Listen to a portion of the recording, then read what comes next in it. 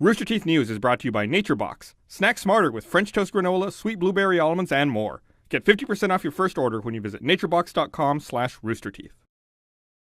What's up, guys? I'm Ashley Jenkins, and unfortunately, today's news starts off on a sad note. Layoffs have hit BioShock Infinite developer Irrational Games in a big way, as studio chief Ken Levine wants to refocus the studio's efforts. He says, "While I'm deeply proud of what we've accomplished together, my passion has turned to making a different kind of game than we've done before. To meet the challenge ahead, I need to refocus my energy on a smaller team with a flatter structure and a more direct relationship with gamers. In many ways, it will be a return to how we started, a small team making games for the core gaming audience." As a result, Irrational Games is essentially shutting down in its current form, and all but 15 developers will be laid off.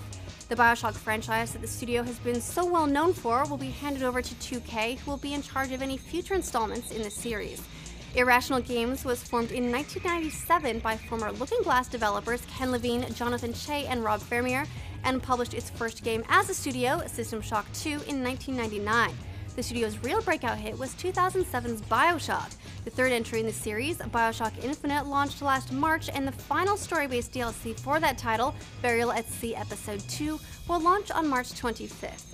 In brighter news, Sony has announced that PlayStation 4 has passed 5.3 million units sold worldwide, and they've celebrated with a new firmware update that adds support for various wireless stereo headsets and other tweaks. And they've also revealed new gameplay details for the upcoming PS4 exclusive supernatural thriller, The Order 1886. The developer, Ready at Dawn, has faithfully recreated a heavily industrialized 19th century London, complete with soot, dirt, and unsolved Jack the Ripper murders.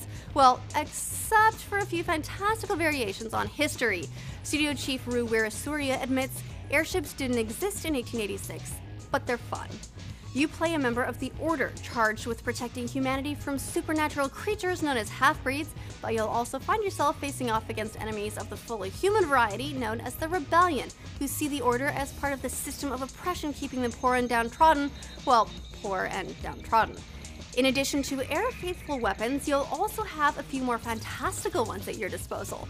Some shoot arcs of electricity, others expel spouts of fire, and another unleashes a concussive blast of air. Wirasuria says that though they didn't exist, they are grounded in reality. He explains these weapons did not exist, but every piece of it, the research pulled from things that existed at the time. They're also looking at ways to mix up the traditional third-person shooter gameplay with seamless moves between gunplay and hand-to-hand combat, and the game will feature a branching version of QuickTime events. The developers have also done a lot of work to make the transition between gameplay and cutscenes utterly seamless, and are leaning hard on filmic cameras to complete the effect.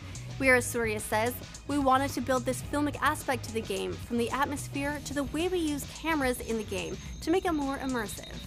The game is expected later this year, though it doesn't have a release date yet, and this is the first the developers have shown since they announced the game at E3 last year.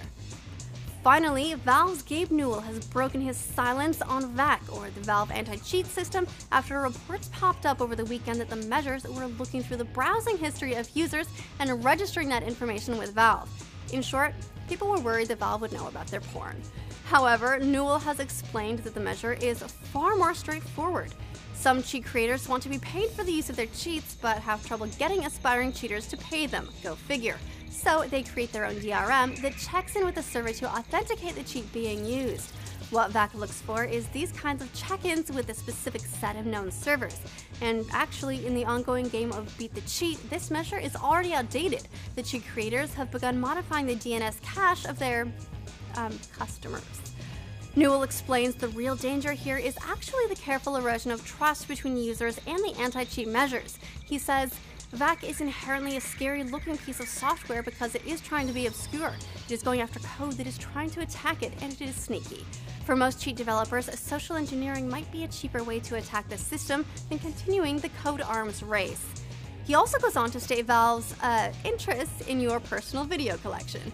In short, he says, "Do we care what porn sites you visit? Oh dear God, no. My brain just melted." And that's the biggest news for today. Do you agree with Valve that cheating harms the majority more than it benefits the minority, and that the measures are justified?